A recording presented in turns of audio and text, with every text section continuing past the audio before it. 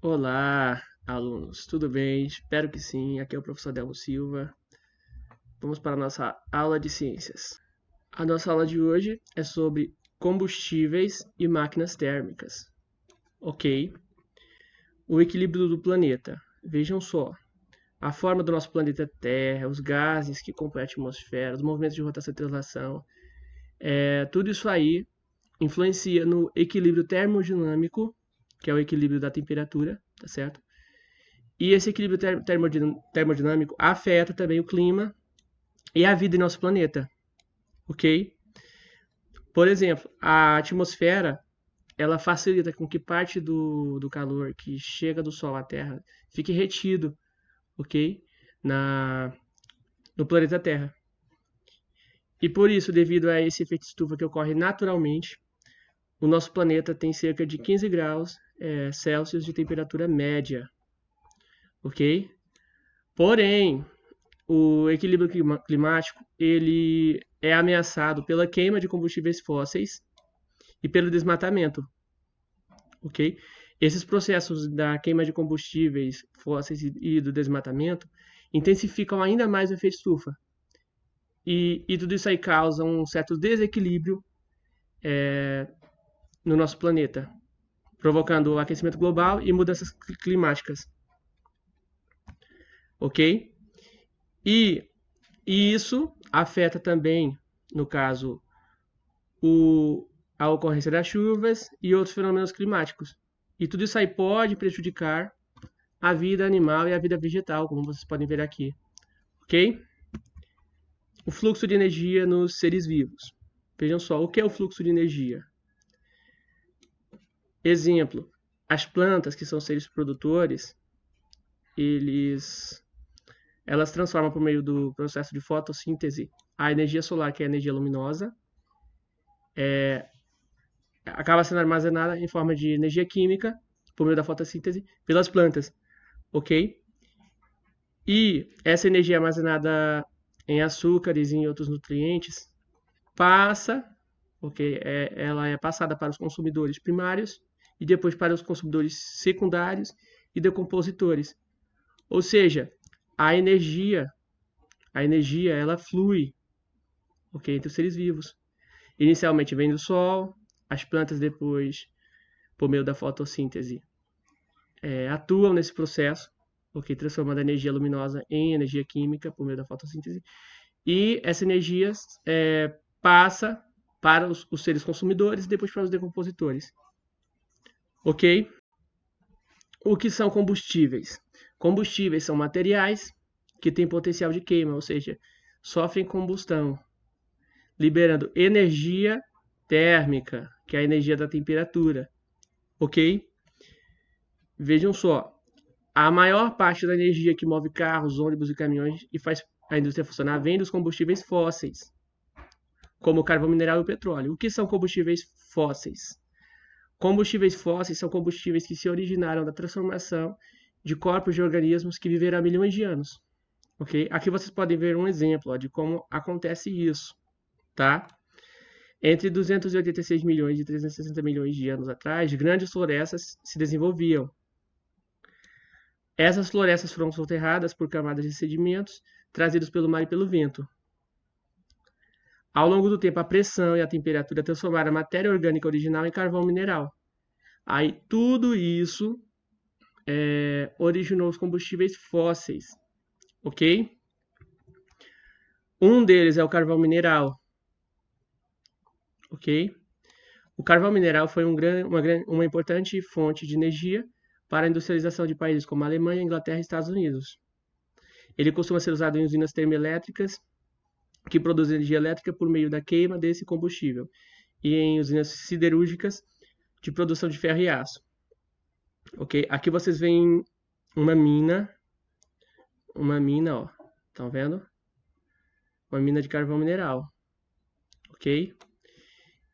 E é muito importante não confundir o carvão mineral com o carvão que a gente usa em churrasco, tá certo? O carvão que a gente usa em churrascos é produzido por meio da queima de árvores e é chamado de carvão vegetal. Então não confunda carvão mineral com carvão vegetal, porque o carvão mineral é um combustível fóssil, tá certo? Petróleo. Outro combustível fóssil muito importante é o petróleo, que se origina da transformação de organismos de origem marinha que se depositaram há milhões de anos nos leitos dos mares, entre 500 milhões e 2 milhões de anos atrás. Aí vejam aqui, ó, os organismos que faleciam, né, no mar, eles se depositavam no fundo, tá certo? Sejam eles peixes ou outros tipos de organismos. Aí os sedimentos se misturaram com os organismos mortos, ok?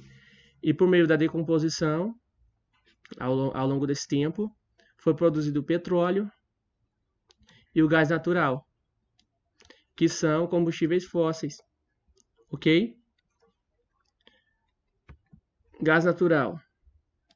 No processo de formação do petróleo, ok? Também ocorreu a formação do gás natural.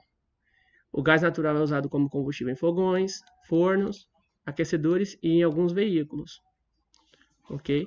Então vocês podem verificar que tanto o petróleo, ó, quanto o gás natural são considerados combustíveis fósseis, ok? Derivados do petróleo. Depois que o petróleo é extraído, pessoal, ele vai para uma torre de destilação fracionada do petróleo.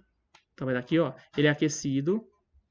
E quando ele é aquecido, ele por meio do processo de destilação fracionada, é separado em diversos derivados do petróleo. Exemplos de derivados do petróleo. Ó, a gente tem o asfalto, que é usado para a pavimentação de rua, ok? Temos também os lubrificantes, os combustíveis para calefação, óleo diesel, querosene, combustível para veículos, produtos químicos, solventes e o gás, ok? Todos esses produtos aqui são derivados do petróleo, tá? Recursos naturais renováveis e não renováveis. Os recursos renováveis, eles são facilmente renováveis, eles se renovam. Exemplo, o solo, a água, a vegetação, o vento, o sol, os animais. Ok, a gente vai consumindo e vai se renovando conforme a gente vai consumindo, ok? Já os recursos não renováveis, eles acabam e não se recompõem mais, ok? Exemplos de recursos não renováveis. O petróleo, ok? Caso as jazidas de petróleo acabem, dificilmente vamos conseguir encontrar outras. Também outro recurso não renovável é o gás natural, ó, o carvão e a energia nuclear, ok? Máquinas a vapor. Imaginem a panela de pressão, tá? O que acontece quando a água da panela de pressão evapora? O que acontece com essa válvula aqui, ó? Ela gira, né? Aí os cientistas perceberam que por meio do vapor é possível realizar trabalho, ok? É possível realizar movimento. Um exemplo desse movimento é o que acontece na nossa panela de pressão. Quando o vapor ele vai sair, ele faz a válvula girar, ok? Então, baseado nesse princípio, é que foi feita a máquina a vapor ou motor a vapor, que é uma máquina térmica, ok? O que são máquinas térmicas? Preste atenção. As máquinas térmicas realizam trabalho pelas trocas de calor. Então, elas são máquinas que realizam trabalho pelas trocas de calor. O que acontece? A energia térmica flui na forma de...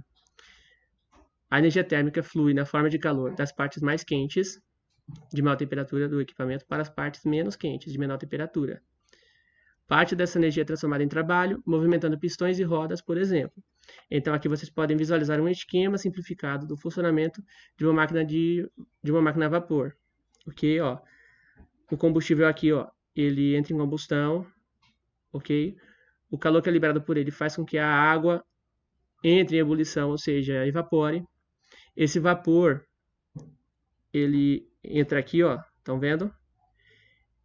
E esse vapor, ele causa o movimento da máquina, okay? O movimento do pistão, e faz com que ela gire aqui, ok? Então, por meio desse vapor, é que essas máquinas a vapor funcionam, ok? Um pouco da história da máquina a vapor. A máquina a vapor foi desenvolvida gradualmente por muitos cientistas e inventores ao longo do tempo. Essa figura aqui, ó, mostra uma máquina que foi desenvolvida pelo engenheiro escocês James Watt, ok? E para ele desenvolver essa máquina a vapor, ele estudou um modelo de máquina que tinha sido criado pelo cientista inglês Thomas Newcomen, ok? A história das máquinas térmicas. No século XV, a maioria da população da Europa, né, vivia em meio rural, ok? E eles faziam muito artesanato.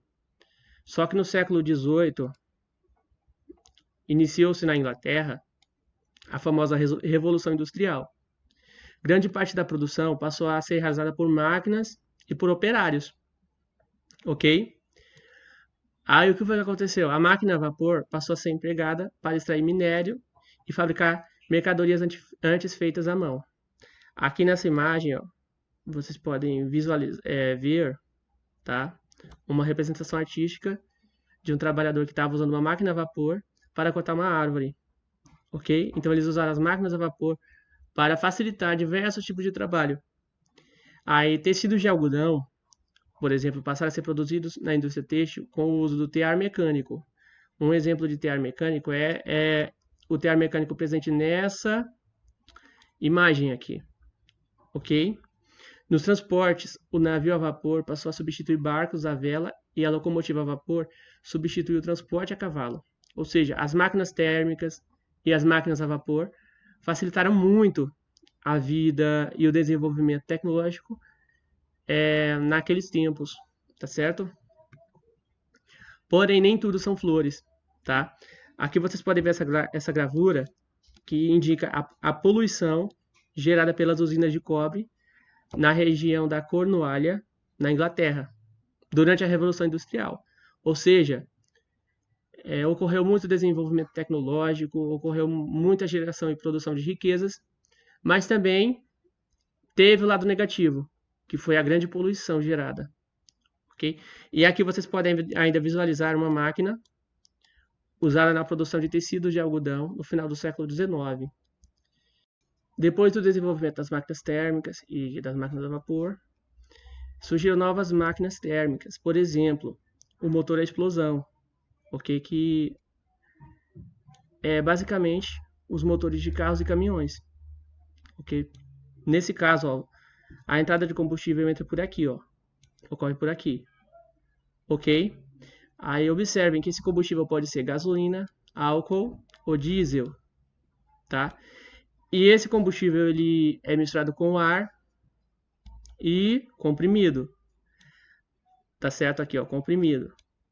Depois, uma faísca provoca a explosão, ok? Essa explosão que ocorre dentro do cilindro do motor, aqui, ó,